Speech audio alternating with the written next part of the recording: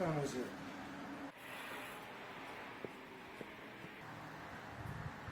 Oh.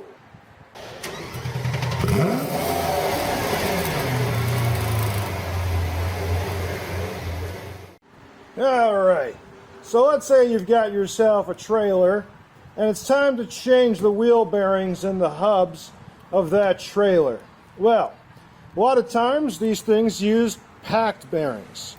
Now, we call them that more or less because we gotta pack these things full of grease. Specifically, this kind of grease. Doesn't have to be synthetic, but you want to find some grease that specifically says it's good for wheel bearings, high temp, that sort of situation. Now, we've got ourselves a hub. This is a brand new one, and it's got a race already pressed in. We're not really here to talk about pressing in the races. That'll perhaps be another video. But today we're going to talk about these bearings and how to work smarter, not harder.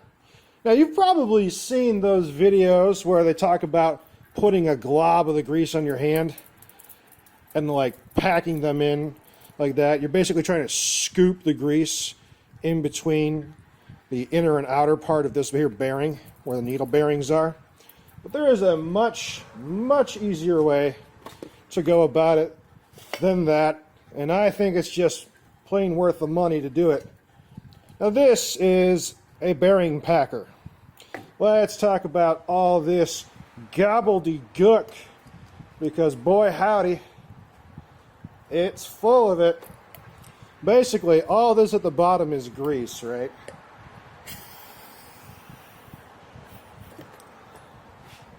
See, we pack it full of grease down there, and you'll notice there is a little spring right here in a hole. Now, what we're going to do is once this is packed full of grease, we're going to push it down. Then this top part unscrews. Now, if you want to add more grease down there and you have a grease gun, there's a Zerk fitting on the top, and you can just pump some grease in, and that'll do you just fine, but you don't have to do it like that. You can just use good old elbow grease, you know what I mean. So we're going to take this bearing, and the side that is tapered downward is going to match. So this top part, you see how this is tapered down? You want the bearing just like that as well.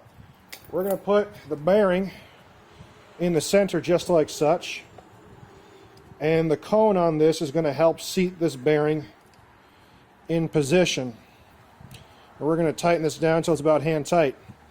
Now, what we're going to do is push down on this plunger, and that's going to force grease through all the needle bearings on this. So if we try and do it by hand, which is not always the easiest thing to do, we'll get you some of the way there. But here's what I like to do. I like to get it on the ground where I can use my foot. I just want to get this in view for you so I can put my weight on it.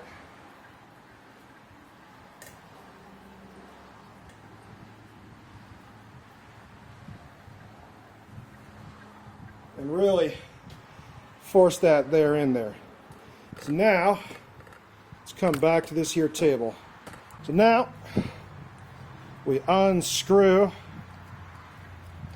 this top part, and looky there. Our bearing is packed properly with grease. See, all the needle bearings got grease shoved down from in between right here all the way up through. So this on, well, YouTube friendly, this here bearing is nice and packed, and we're just going to take the leftovers and we're just going to kind of spread what I call the schmoo all over the other surfaces. And now, my friend, you've got yourself one heck of a lubricated bearing, and this is ready to go inside of the hub. There you go. So this little tool, you can get at AutoZone for about 20 something bucks. They're OEM tools that you see all around. And then when you're done, you can put this little cap back on it so that it doesn't make too much more of a mess. But that's it. That's how you can use a bearing packer to ensure you definitely got this thing full of grease. You could totally do it by hand.